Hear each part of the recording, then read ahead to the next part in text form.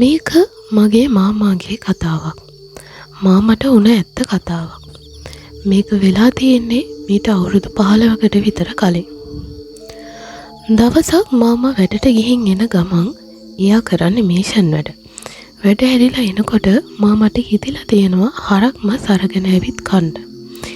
ඉතින් මස් කඩේකට ගිහින් හරක් මසුත් අරගෙන කොහොම හරි වෙලාව හවස 6ට විතර ඇතිලු. මාමා බස් එකෙන් බැහැලා පයින් එන්න ඕනලු බයිසිකලේ දාලා තියෙන ගෙදරට එන්න. එතන ඉඳන් බයිසිකලේ එන්න ඕනලු ගෙදරට එනකම්. ඉතින් මාමා බස් එකෙන් බැහැලා පයින් ඇවිත් මස් එකත් අරන් සිගරට් එකකුත් බිබි ඒ වෙනකොට වෙලාව 7ට කිට්ටුයිලු. පාර දෙපැත්තම කැලේ. ගියක් නෑ ළඟක. කුරුඳු කැලයක්ලු. ටික දුරක් යනකොට මල්ල මාමාට අතෑරුණලු. ආපහු මල්ල අරගෙන ඇවිත් ටික දුරක් එනකොට කැලේ ඇතුලෙන් දර කෝටු කැඩෙන සද්දයක් ඇවිත්. මිනිහා ගණන් අරගෙන නෑ. ඒ කෝටු කඩන සද්දේ මාමා යන පාරේ වම් අත පැත්තේ කැලේ ඇතුලෙන් මාමා එක්කම එනවා වගේ ඇහෙනවලු. ඒත් ගණන් අරන් නෑ. ටික දුරක් ඇවිත් එක පාරටම පොඩි තරමක බලු පැටියෙක් පාරට දුවගෙන ඇවිත්. මාමගේ හැටි දන්නේ නැද්ද ඉතින්? අනික කොල්ලා කාලෙනේ. පැනපු ගමන් බල්ලට පයින් ගහලා කානුවට විසිවෙන්න. බලු පැටියා කෑ ගහන්නේවත් නැතුව දිවවලු කැලේ ඇතුළට. මාමා බයිසිකලේ තිබුණ තැනට ඇවිත් ඒකත් අරගෙන ගෙදර එන්න ඇවිත්. ටික දුරක් එනකොට කනත්තක් තියෙනවලු. අනිත් පැත්තේ කැලේලු. කනත්ත පහු කරනකොටම මාමට වඩා උස කළුම කළු බල්ලෙක් කැලේ ඉඳන් පැනගෙන ඇවිත් මාමා පැදගෙන ආපු බයිසිකලේට උඩින් කනත්තට පැනලා කනත්ත දිගේ දුවලා.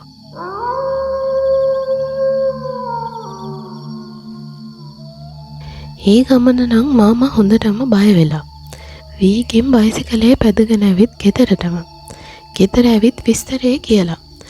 මාමගේ තාත්තා මාමට කනේ පාරකුත් ගහලා කිව්වලු යකෝ තෝ මස් එක විසිකරන්න එපාය කියලා.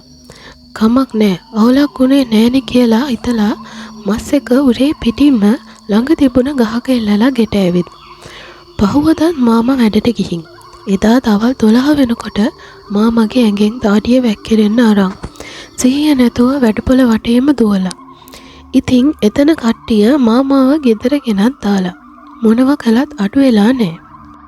පස්සේ මාමාව ගැට ගහලා කනුවක දුවන නිසා. ඊට පස්සේ ගුරුන්නාන්සේ හොයන්න ගිහින්. ගුරුන්නාන්සේ ඇවිත් බලලා කිව්වලු මේක නම් අමාරු වැඩක්. මම ඇප නූලක් දාන්නම් දවස් 3කින් ලොකු තොইলයක් කරන්න ඕන නැත්තම් කොල්ල බේර ගන්න අමාරුයි කියලා.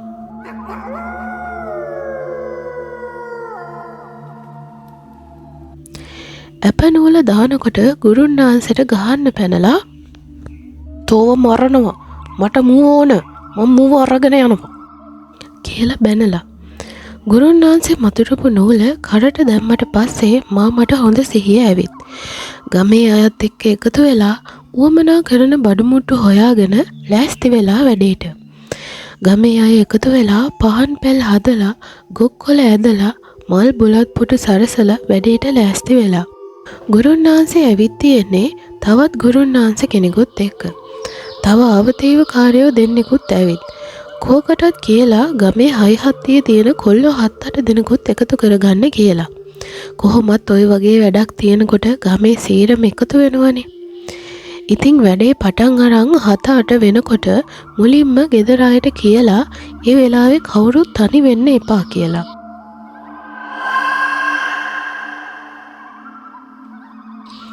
මාමව සුදු රෙද්දක් පොරවලා පැදුරකින් ඉඳලා එතනම ගෙදර අයත් ඉඳවලා.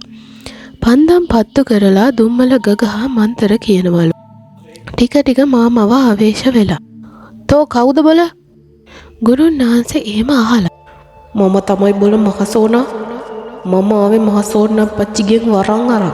තොට බෑ මං එක්ක හැප්පෙන්න. මාමා කියලා තියෙනවා ඒ විදිහට.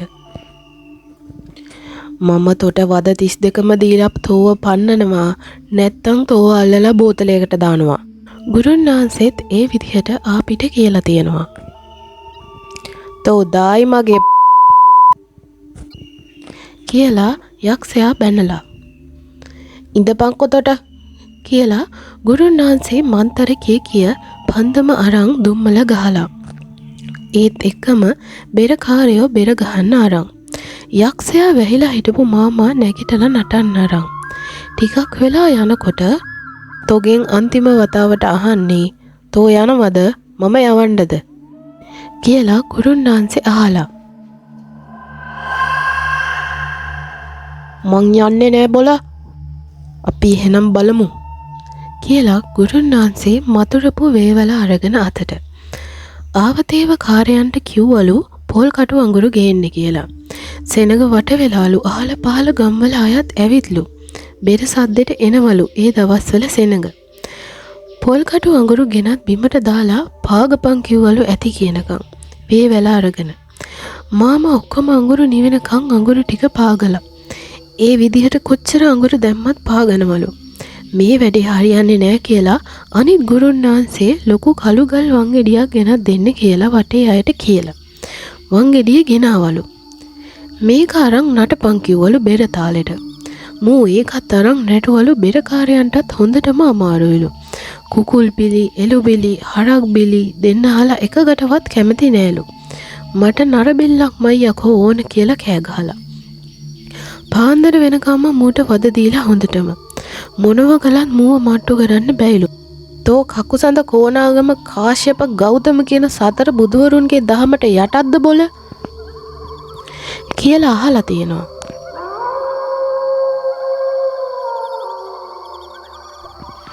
නෑ යකෝ නෑ මාමා කෑ ගහලා තියෙනවා. ඊට පස්සේ ගුරුන් වහන්සේ කියලා තියෙනවා තෝ ආගමට අහන්නෙත් නැත්තම් මන්තරවලට අහන්නෙත් නැත්තම් මම මගේ විදිහට තොව යවන්නම් කියන. යවයි තෝමව මම තොගෙත් බෙල්ල කඩන් ලැබුණා යකෝ මාමා කියලා තියෙනවා.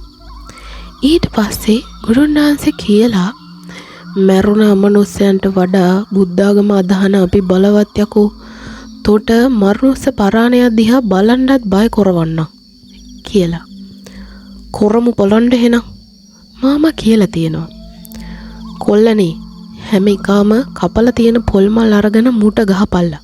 අතේ පයේ හිරි යනකම් ගහපල්ලා. ගුරුන් වහන්සේ කියලා තියෙනවා. වටේ හිටපු කොල්ලෝ පොල්මල් අරගෙන යක්ෂයාට බිම දාගෙන ගහලා. පහු වෙනකොට අතින් පයින්ුත් ගහලා. ඉන්ටර්වල් නැතුව පැය කාලක් විතර ගහනකොට අනේ ගුරුන් වහන්සේ මං යන්නම් ගහන්න එපා මං යන්නම් කියලා කෑ ගහලා. ඊට පස්සේ තමයි ගහන එක නවත්තලා තියෙන්නේ.